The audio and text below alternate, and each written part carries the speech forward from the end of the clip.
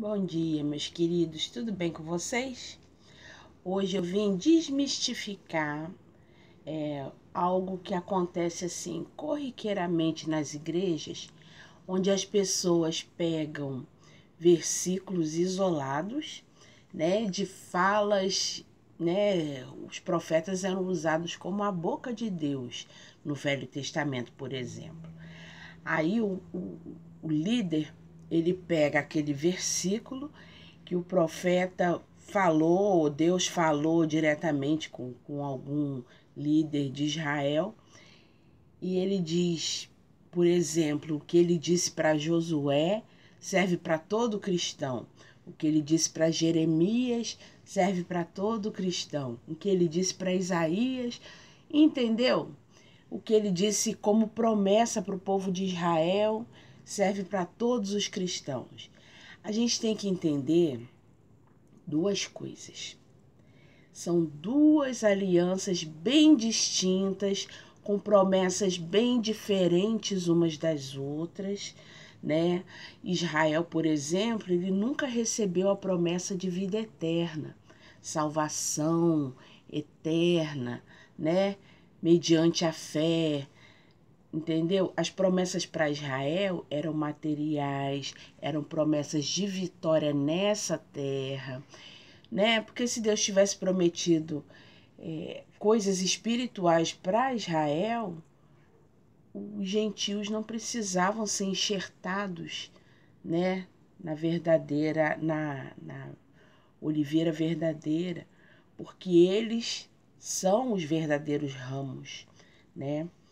Então, são duas alianças bem distintas, né? A aliança com Israel era temporal, era dentro da história. A aliança com a igreja é de eternidade a eternidade, é sob a ordem de Melquisedeque, beleza? Aí o líder vai e diz, porque onde a planta do teu pé pisar, eu vou-lo tenho dado, né? Coisas que Deus falou especificamente para Josué, aí eu tomo para mim não, porque essa promessa, sabe? Teve uma conhecida nossa, missionária, que falou que a Bíblia tinha 815 promessas, né? Para o cristão. E eu fiquei olhando assim, primeiro, quem foi a criatura que parou para poder contar quantas promessas são, né? Com que fundamento e o que levou as pessoas a acharem que todas as promessas são para todas as pessoas. Porque Deus, ele não age por série, não, gente. Nós não somos bonecos em série, que Deus diz que todo mundo vai viver a mesma coisa, todo mundo vai ter as mesmas oportunidades, todo mundo vai crescer na mesma proporção. Não é assim. A gente observa a vida e não é assim, né? Deus, ele quer relacionamento com o homem justamente porque ele quer uma coisa diferente para cada um de nós. Ele distribui dons diferentes, ele capacita de forma diferente. Um cresce numa velocidade diferente do outro, né? Ele vai aperfeiçoando cada filho conforme a necessidade de cada um. E ele deseja para cada um de nós coisas distintas, né? É relacionamento. Tem gente que diz assim: porque é promessa de Deus para todo mundo casar, por exemplo. Porque não é bom que o homem esteja só. Você já parou para pensar que Adão estava muito mais só do que você? Que ao redor de você tem amigos, tem parentes, tem colegas de trabalho, tem pessoas congregando com você, tem uma série de pessoas, e Adão não tinha ninguém? Então Deus falou especificamente para Adão: não é bom que ele esteja só, vamos fazer uma mulher que seja auxiliadora, que seja companheira dele, entendeu? Porque se fosse, né, obrigatoriamente necessário que todo homem se casasse para não ficar sozinho, Paulo não pregaria o celibato, né? Porque se fosse para ele escolher, ninguém se casaria, né? As pessoas se dedicariam à obra de Deus, porque viver a vida secular tira o foco das coisas espirituais, né?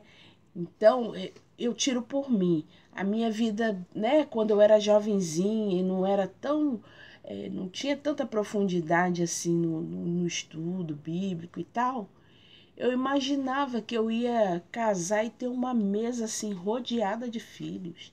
Eu tinha esse, sabe, eu olhava assim para o futuro, não, eu quero uma mesa farta e cheia de filhos ao redor. Tinha essa ilusão. Aí, com o passar dos anos, as coisas não aconteceram conforme eu quis, né? E hoje, quando eu olho para a minha história, eu vejo que é, os planos de Deus para mim são infinitamente melhores e maiores do que aquilo que eu fui capaz de sonhar, de imaginar. A princípio eu fiquei frustrada, eu falei, puxa vida, a idade está chegando e cadê meus filhos ao redor da minha mesa, né? Eu tive um filho só e agora eu tenho um neto só e possivelmente eu nem venha a ter outros, né? Não sei. Se tiver mais umzinho, ou seja, não é o suficiente para encher a minha mesa. Mas isso me deixa agora triste, frustrada e olhando para trás e dizendo que Deus me esqueceu? De maneira nenhuma, porque eu enxergo o agir dele na minha vida e de repente, para o tipo de vida que agora eu tenho, se eu tivesse uma vida cheia de filhos, casa cheia, casa, os problemas seriam outros. Eu não teria tempo de me assentar aos pés de Jesus para escutar, né, com atenção, assim como Maria, né? Marta estava lá envolvida nos afazeres domésticos e andando para lá e andando para cá e fazendo comida, né, para poder servir e agradar a Jesus e aos discípulos, né, que passaram pela casa deles. Aí a Maria se assentou lá e tá que escuta Jesus e aprendendo e comendo daquela palavra e sabe? E quem estava errada ali? Nenhuma das duas. A outra estava ocupada porque todo mundo ia precisar comer e, né? E a outra estava ocupada com aquilo que Jesus ainda disse que ela escolheu a melhor parte, de ficar ali sentada, absorvendo a palavra para poder, quem sabe no futuro, ensinar outras pessoas, né? Então, quando eu olho para trás assim, veja, realmente não aconteceu aquilo que eu fantasiava, mas aconteceu muito melhor, porque Deus tem o melhor para mim. E outra coisa que eu gostaria de dizer para você é que nessa vida aqui não existe plenitude. Então sempre vai haver uma área da nossa vida, né, precisando de cuidado, precisando de conserto, precisando de uma atenção especial, né? Às vezes dá certo uma coisa, né, uma área financeira, mas não dá certo num casamento, aí você investe mais tempo no casamento, aí, sabe, você vence um dia com aquele mal que todo dia traz o seu mal. Então você vence um dia com aquele mal, mas no outro dia aparece outro problema para você resolver também.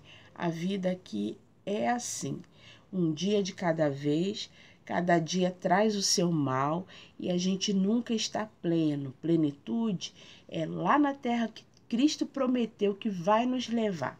Então, sem essa ilusão de que você vai ser cabeça e não cauda, você vai pôr a planta do pé e tudo é seu, e você crê no Senhor Jesus e serás salvo, tu e tua casa, entendeu? Aquilo foi dito para o carcereiro, e eu já vi pessoas enterrando um filho, uma mulher enterrando um filho e questionando a Deus por que ele não foi fiel, né? Porque o filho dela foi assassinado e ela não estava conseguindo entender porque ela cria no Senhor Jesus e ela cria que a casa dela seria salva.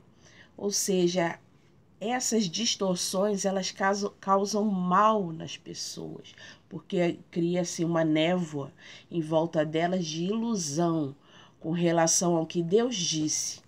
Entendeu? Ele disse para determinadas pessoas. Agora, o que ele disse para a igreja, o que ele disse, né, para as gerações futuras, o que aconteceria, né? Tudo isso nós estamos incluídos. E existem coisas no, né, sobre o caráter de Deus, se é que pode se dizer assim. A Bíblia diz, né, mostra a Deus que ele não muda, que ele é misericordioso, que ele é poderoso. Isso sim você pode, né, aproveitar como conhecimento. Agora, o que ele disse para Josué, para Moisés, para Isaías, para os outros profetas, né, para Israel, se for assim, a gente tem que pegar também as consequências, né, do que eles viveram, das transgressões deles. Se é tudo para todo mundo, então vamos sofrer também escravidão, exílio, né? Vamos ser honestos e pegar o pacote todo, né? Não? Então é isso que eu gostaria de dizer para vocês. Se tem uma causa que vale a pena sofrer nessa vida, e você, né, dá o seu sangue em troca, é pelo evangelho, né? Se é que, já que a gente tem que sofrer todos os dias por alguma causa ou outra, vamos investir força naquilo que nos dá esperança.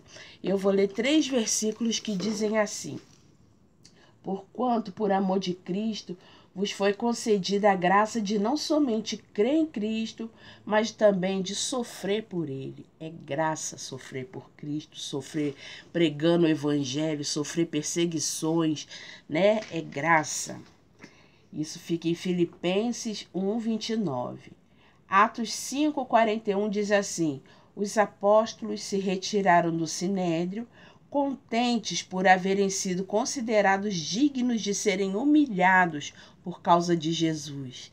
Se é para sofrer humilhação, que seja por causa de Jesus. E esse aqui eu acho o máximo, porque eu já vivi esse versículo aqui, que está em Lucas 6, 22 e 23. Bem-aventurados sois quando as pessoas vos odiarem, vos expulsarem do convívio delas, vos insultarem e excluírem vosso nome, julgando o execrável por causa do Filho do Homem.